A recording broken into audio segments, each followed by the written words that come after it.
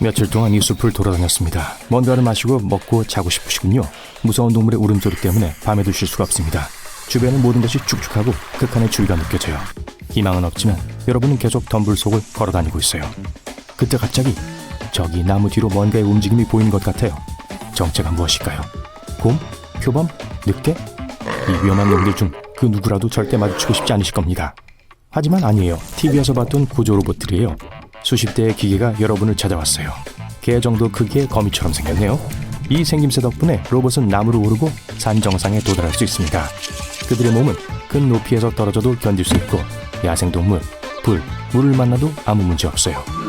이 기계 거미들은 종작 센서와 현대의 열 이미지 기술 덕분에 여러분을 찾아낸 거예요.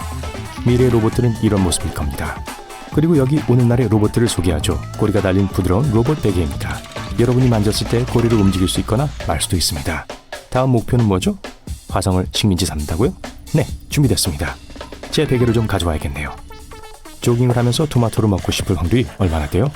그 확률이 낮을 거라는 건 인정할게요.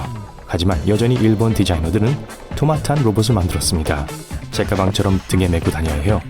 달리는 동안 특별한 레버를 눌러보세요. 그러면 로봇이 입 쪽으로 토마토를 가져다 줄 겁니다. 그 토마토를 베어 물기만 하면 돼요.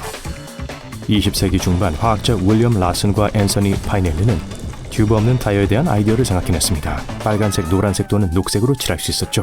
타이어는 반투명했어요. 기술자들은 그 안에 18개의 전구를 넣었습니다. 이 타이어 디자이너들은 사람들이 이 아이디어를 분명히 좋아할 것이라고 확신했어요. 그러니까 바퀴의 색이 옷의 색깔과 일치하도록 만들 수 있잖아요. 안타깝게도 이 빛나는 타이어는 판매되지 않았어요. 아름답긴 했지만 전혀 실용적이지 않았거든요. 만약 목욕할 때 항상 스마트폰을 가지고 들어가신다면 여러분을 위한 발명품이 있어요. 코에 붙는 스타일러스예요. 손가락이 젖었을 때 이걸로 화면을 터치할 수 있어요. 이 기기의 개발자는 이 발명품이 여러분을 더 생산적으로 만들어줄 것이라고 확신했어요. 스타일러스가 스마트폰이 젖지 않도록 도움을 줄 수 있겠지만 목이 아프겠네요. 딱풀 형태의 버터 용기는 어때요? 이 발명품이 있다면 아침에 샌드위치를 만드는 게 훨씬 쉬워질 거예요. 가장 큰 문제는 진짜 딱풀과 헷갈려선 안 된다는 거예요. 버터 스틱에 베이컨 립밤도 추가해보죠. 이 제품은 이미 온라인에서 판매되고 있습니다. 외출하기 전에 튀긴 베이컨 한 조각을 입술에 문지른다고 상상해보세요. 제 취향은 아니지만 모두 입맛이 다르니까요. 인류 역사상 가장 특이한 교통수단을 만드는 방법에 대한 설명을 드리죠. 1단계, 바닥에 레일을 놓습니다. 2단계, 위에 러닝머신을 올립니다. 3단계, 이 러닝머신에서 말들을 달리게 합니다.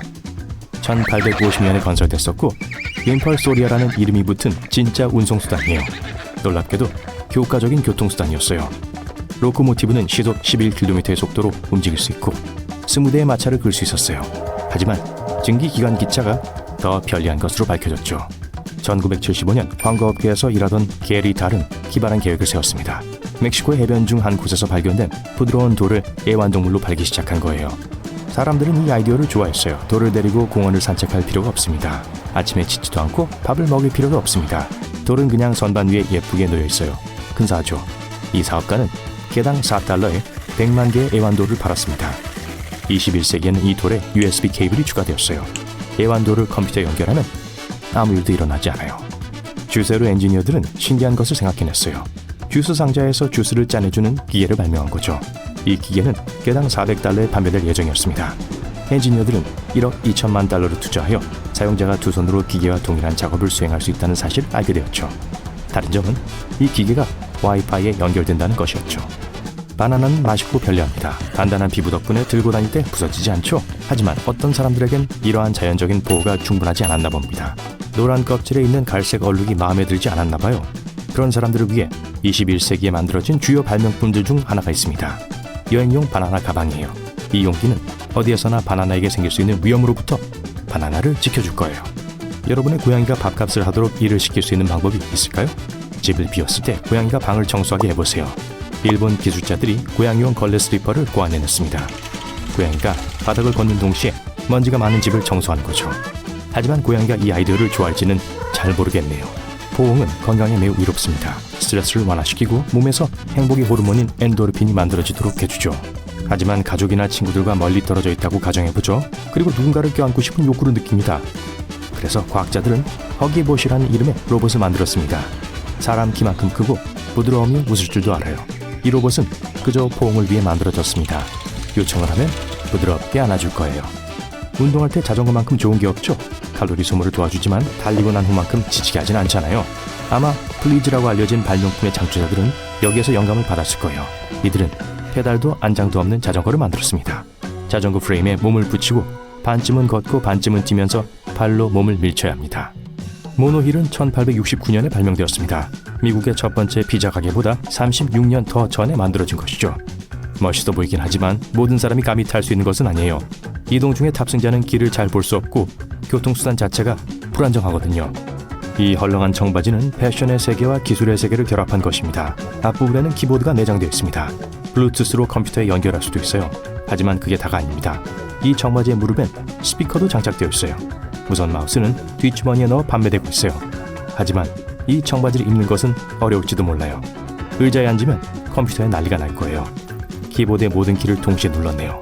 주목! 캠핑을 좋아하는 분들을 위한 중요한 정보 몇 가지가 있습니다. 더 이상 텐트를 등에 지고 무거운 배낭을 메고 숲에 갈 필요가 없어요. 호주의 디자인 회사 시블링이 여러분의 삶을 편하게 해주기로 결심했다고 하네요. 이들은 특별한 운동화의 주머니를 만들어서 여행용 텐트를 안으로 집어넣었습니다. 이 텐트의 유일한 단점은 허리와 어깨에 프레임을 쥐고 가야 한다는 거죠. 요리와 자동차 배기가스라 기이한 조합입니다. 이 발명품은 자동차 배기 버거 그릴이라고 합니다.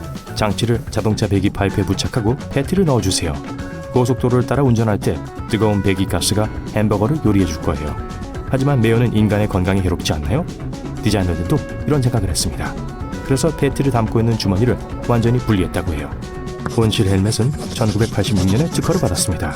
여러 개의 화분 선반이 달린 플라스틱 수족관을 상상해보세요. 이 수족관은 여러분의 머리에 씌워져 있습니다. 그리고 대도시 한복판을 걸을 때 신선하고 깨끗한 공기를 마실 수 있게 도와줄 거예요. 만약 사람들과 대화를 해야 한다면 헬멧의 양방향 의사소통 시스템을 사용할 수 있습니다. 헬멧 사용 설명서에 선인장 씹는 게 금지되어 있다고 나있을지 궁금하네요. 해변에서 보물을 찾는 것을 좋아하는 사람들에게 안성맞춤인 선물이 있습니다. 평범한 스타일 샌들의 금속 탐지기가 추가된 것이죠. 이제 바다를 따라 걸으며 모래에서 동전을 발견할 수 있을 거예요. 이 이상한 머리용 장치는 TV나 에어컨 리모컨을 그만 잃어버리는 방법이 있을까라는 인류의 주요 문제를 해결할 수 있을 것 같아요. 발명품에 여러 개의 찍찍이가 붙어 있는데 작은 휴대용 기기를 쉽게 붙일 수 있을 거예요. 유일한 문제가 뭐냐고요? 좀 이상해 보일 거예요. 어떤 사람들은 혀를 내밀고 아이스크림을 핥는 것이 힘들 수도 있어요. 이런 사람들을 위해 엔지니어들은 전동식 아이스크림 콘 홀더를 고안해냈습니다. 이 기계를 만든 사람들은 콘 홀더가 부드럽게 돌아가기 때문에 아이스크림의 강면을 고르게 먹을 수 있을 거라고 주장하고 있네요. 게다가 끈적끈적한 아이스크림이 손가락으로 떨어지지 않게 보호해 줄 거예요. 개나 다른 동물들을 위한 막대 모양의 최신 장난감입니다. 플라스틱, 고무, 나무 등으로 만들어졌어요. 숲에서 가져온 평범한 막대기에 발명가들이 만족하지 못한 이유는 아직도 잘 모르겠네요. 저는 강아지들이 그 차이를 눈치채지는 못할 거라고 확신합니다. 100년도 전에 11살 소년이 추운 밤 현관에 음료를 놔두었습니다. 유리잔은 물에 녹은 분말 소다로 채워졌고 그걸 섞기 위한 막대도 들어있었죠. 20년 후 그 건망증이 심한 소년이었던 프랭크 에퍼스는 캘리포니아 공원에서 자신의 우연한 발견인 아이스 캔디를 선보였습니다. 최초의 아이스 캔디 맛에 관한 기록은 없지만 그 중에 첫 번째는 가장 인기가 좋았던 체리였고 레몬, 오렌지, 바나나, 수박, 포도 그리고 심지어 루트비어 맛도 있었어요. 초콜릿칩 쿠키는 1930년대에 발명됐으니까 아이스 캔디보다는 다소 어린 셈이네요. 톨하우스인이라는 유명한 식당의 주인인 루스 웨이크필드가 이 맛있는 쿠키의 발명가로 여겨지고 있습니다. 이 발명에 관해서는 다양한 이야기들이 있는데요. 한 이야기에선 제빵용 초콜릿이 떨어져서 완전히 녹을 줄 알고 루스가 달지 않은 기본 초콜릿을 대체 넣었는데 전혀 녹지 않아서 만들어진 거라고 합니다. 또 다른 이야기에선 초콜릿이 우연히 반죽에 떨어졌다고도 하고요. 루스는 그녀의 쿠키에 대한 우연한 기원을 부인하면서 모든 것이 자신이 의도한 일이라고 주장했습니다. 감자칩의 탄생에 대해서는 많은 설이 있습니다. 한 주장은 1853년 뉴욕의 한 고급 레스토랑의 주방장에 의해 발명되었다는 겁니다. 감자튀김은 이 식당의 특별 메뉴 중 하나였고 사람들은 감자튀김을 좋아하는 것 같았죠. 하지만 감자튀김이 너무 두껍다고 불평하며 품질에 만족하지 못하는 손님이 있었습니다. 실력 좋은 요리사인 조지 크럼은 더 얇은 감자튀김을 요리했지만 그 까다로운 손님은 또 불평을 했어요. 조지는 일부러 다음 감자튀김을 종이처럼 얇게 만들었습니다. 이 튀김들은 너무나도 얇아서 포크로는 먹을 수도 없었어요. 놀랍게도 그 까다로운 손님은 이 요리를 매우 좋아했습니다. 이 칩 레시피는 널리 퍼졌고 몇십 년 안에 감자칩은 뜨거운 음식에서 빨리 먹을 수 있는 간식으로 바뀌면서 미국의 모든 식료품점에서 찾을 수 있게 되었습니다. 우스터 소스는 의도적으로 만들어지지 않은 또 다른 제품입니다. 영국 화학자인 존 윌리 리와 윌리엄 헨리 페린스는 약국 지하실에 있는 통 몇 개를 몇 년째 잊고 있었어요. 그들이 만든 첫 번째 혼합물은 매우 강한 맛 때문에 전혀 먹을 수 없었습니다.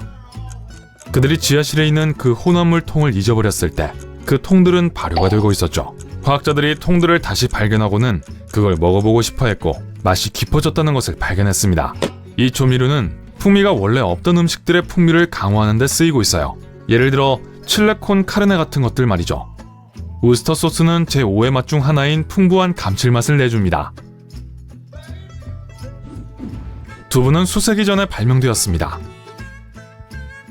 이것의 기원설 중 하나는 두부가 중국 왕자에 의해 처음 만들어졌다는 거예요. 다른 이론에서는 두부가 삶아서 간 콩과 바다 소금을 섞은 결과로 나타났다고도 합니다.